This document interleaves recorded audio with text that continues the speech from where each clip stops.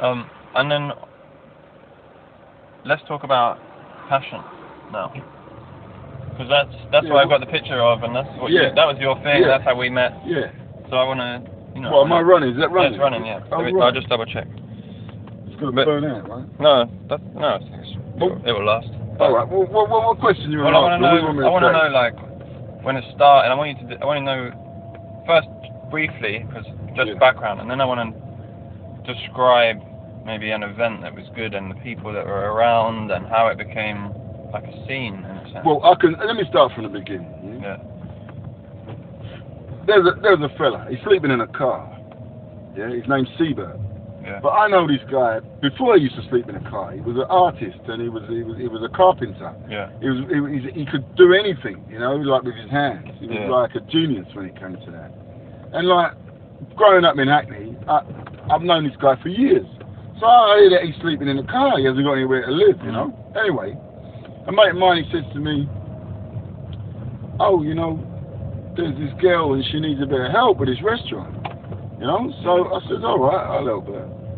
So I goes and I see this restaurant, and downstairs is a basement where they have functions. So it's a bit knackered. So I say to myself, and the street outside is full of undesirables. Nobody wants to go down the street. Nobody wants to go to the restaurant. You know? So I said to myself, okay, I've got an idea. Being a nice guy that I am, conscious person, I know Seabird is a craftsman. Yeah. And I know upstairs there's places where he can live and he won't have to live in a car. Yeah.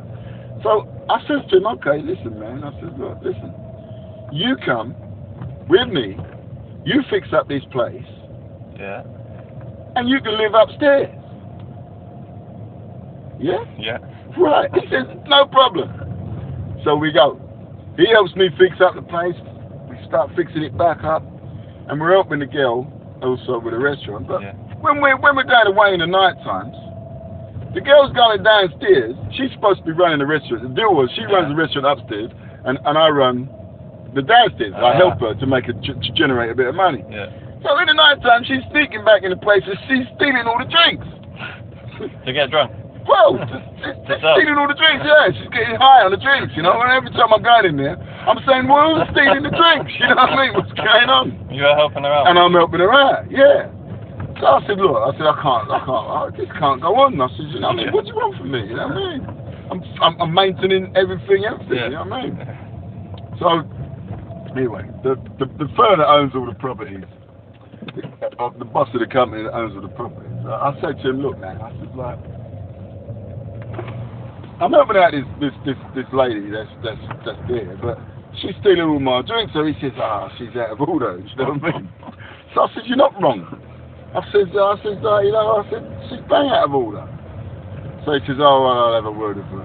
So anyway, she admits it, that she's stealing the drinks and she's not interested. She says she can't run the restaurant upstairs and she can't be bothered. Do you know what I mean? So I said to the fella, all right, look, I'll help you out. Obviously, I've got my mate upstairs. I want to help him out as well because he's living there. You know what I mean? Yeah. I said, I'll help you out, and I want my mate to have a roof over his head. You know. And also, I know that I can have some parties downstairs. You know, where people can enjoy themselves, even though it's on an undesirable road. So I takes over the restaurant, and I puts a lady in there. This lady called Mrs. Williams. And she's a lovely lady. She comes all the way from Croydon with her husband. She's an old lady, you know what I mean? And she's always wanted to open a restaurant. And I know this woman, it's really strange, but I knew this woman because my dad again was involved. My dad used to buy me this fried fish, and when he used to take me to the fried fish shop, it was Mrs. Williams. Like, it wasn't a shop actually. It was one of the lodge. It was like a community centre where the Freemasons go, and she was the cook for the Freemasons. So I actually knew Mrs. Williams from that, you know. Yeah. So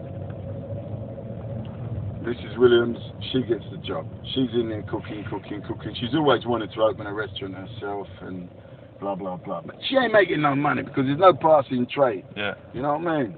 So I used to have some parties downstairs and, you know, give Mrs. Williams the money. Then she used to pay her people that used to, you know, help her cook the food and things like that. Anyway, what happened was that some of these undesirables started to cause problems outside.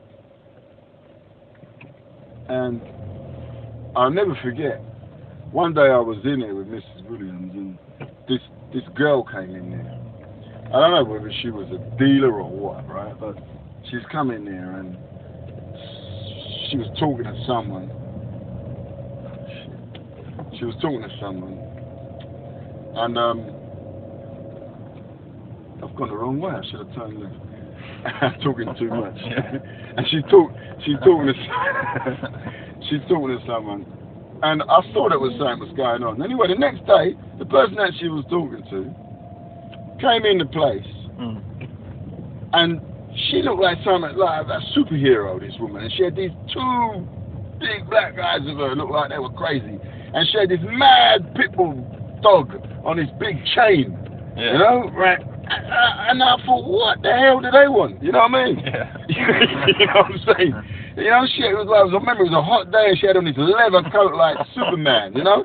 Black leather coat. And like, they looked crazy, like they were mad on some serious drugs, you know what I mean? And like, she's walked in there and like, me and Mrs. Williams are in there, you know what I mean? Obviously moaning because we ain't sold no patties, you know what I mean? We ain't sold nothing, you know what I mean? It's a shame, you know, for the day. Yeah. And she's gone in there and she said, I want my money back. Right? So, we said, what do you mean? What are you talking about you want your money back? You know what I mean? She said, I want my money back. I said, well, what did you buy? You know, what did you buy? Rice and peas? What did you buy? What did you buy? What do you mean you want your money back? She said, I bought some drugs off of that girl that was in here yesterday, she says. And I want my money back. I want a refund because it wasn't real. The stuff wasn't real. I went berserk. I went berserk, right? I said, let me tell you something. I said, we don't sell drugs here. We sell food, right? And she's got this pit bull on this big chain with these two big black guys there. And I'll tell you what, I don't know what happened to me, but when I started screaming at this woman, the pit bull terrier, his ears went down, his tails went between his legs, right? And he started shitting himself, right? The dog, right? Yeah. So when the people have seen the dog shit himself now, they all turned around like they didn't want to know, you know what I mean? They didn't want to know, you know. And I said, get out of the shop, get out. Right? I was going mad, I was going berserk. The audacity of it. You know what I mean? Liberty of it. Yeah. See what I'm saying? Anyway I chased them out of the shop and I thought, you know what, that's the last straw with these kind of people. You know what I mean? I thought, you know, they don't, you know, there's people like that don't deserve it. So I banned them from coming in unless we wanna let them in. Right? And that's how the policy was. If you was dodgy, because you used to get all kind of dodgy people there, heroin addicts, you know, black, white, you know, I mean, all kind of colours, all kind of crazy people, like crazy people, you know. But I banned them because they just didn't have any respect, you know. No respect at all, you know what I mean? Especially to my Mrs. Williams. Anyway, so I put a stop to that, you know. I put a stop to that. So anyway, I said to myself, right, what I'm going to do, I'm going to get decent people. That was it. After that woman came in the shop, right, that was the turning point. Because I thought to myself, what are people thinking of this place, you know? Because I had people come there, right, one time, I had some of these people coming in, and the security guy that was on the front, he said to me, help, help, help, help, and I was standing in there, and it was about 5 or maybe 6, 7 guys, and, you know, he couldn't handle them. And one of them had a brick in his hand, you know, and he was threatening to hit this guy with the brick, you know what I mean? And I said, and these were guys that used to walk up and down the road, you know, similar to that kind of woman, Yeah. You know what I mean? And I said, Jim, what are you doing with the brick? I said, put the brick down. I said, this ain't a place for no violence like that. You leave your violence outside there. Don't bring in violence in here. This is a place of peace, you know? And, you know, I remember that brick, and I took the brick off the guy, right? And I said to the guys, I said to them, let me tell you something, don't rush the man at the door. I said, don't rush the man at the door. I said, don't treat the man like that. I said, if you wanna come in, there's no need for you to have to wanna bully your way in. All you have to do is be polite and ask. And be civil. You know what I'm saying? Instead of thinking, oh, you know, you got to be this and everything's against you. No, it's not true. You know?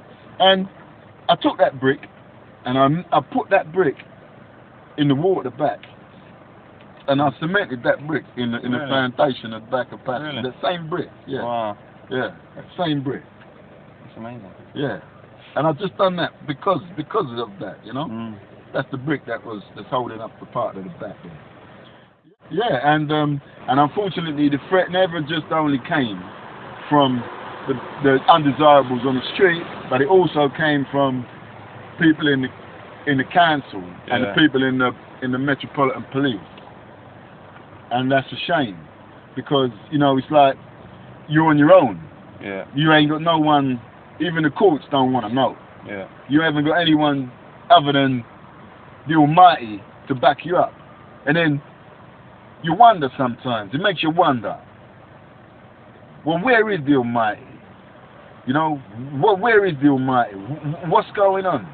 What's going on? Why the Almighty is allowing these people to destroy happiness? You know, why is the Almighty allowing wicked things to destroy enjoyment? It makes you wonder. But nevertheless, let's get back to the point. So I went out to seek for people that I thought would appreciate passion, and I found them. And these were sensible, intelligent, middle-class people. Some were black, some were white. Majority of them were white. But I'm in England. What'd you expect? So that's what was going on in Passion, and there everyone was loving it. But there again, the council didn't like it. Mm.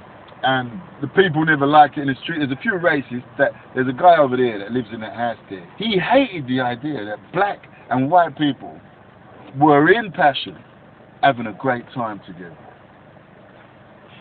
And the police were jealous because the police couldn't control the road. Yeah. And yet there was no trouble going on in Passion, but the police couldn't control the area.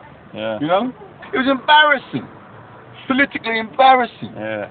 Then when people started hearing, oh, Hackney's not as bad as everyone says. Black people ain't as bad as everyone says. You can deal with black people. So that when they started giving the Passion trouble and people wanted to find somewhere else, they'd go to other black places and ask black people. Black people say, yeah, sure, man, I'll try it with you. Because they used to go to them and say, we done something at that black place in Passion, that Caribbean place in Passion. Can we do something in your Caribbean place? And they were saying, yeah, of course you can. To me, you can't buy that. You can pay your money and get on an aeroplane, right? Cost you thousands and thousands of pounds. Where you gonna go? You're only gonna go somewhere where you're gonna look for somewhere like Passion. Yeah. You know what I mean? It's gonna cost you thousands of pounds to go around the world, right? To find somewhere like Passion where you can enjoy yourself. You get what I'm saying? Yeah. So when I'm in there, I didn't have to pay all them thousands of pounds to enjoy that. And when people come there, they don't have to pay thousands and thousands of pounds to enjoy that. Because when you're in Passion, it's like you're on a beach. You're everywhere. You are somewhere. You are enjoying it. Your spirit is enjoying it. You're feeling the vibe. You know what I'm saying? Yeah. And that's what it was about. Yeah. There ain't no coincidence it's called Passion. Yeah, that's why it's all good parties was always there. Yeah. There was no coincidence. Good. We have to stop for today. There's a lot there though. Loads there, man. That was half an hour on its own. Yeah.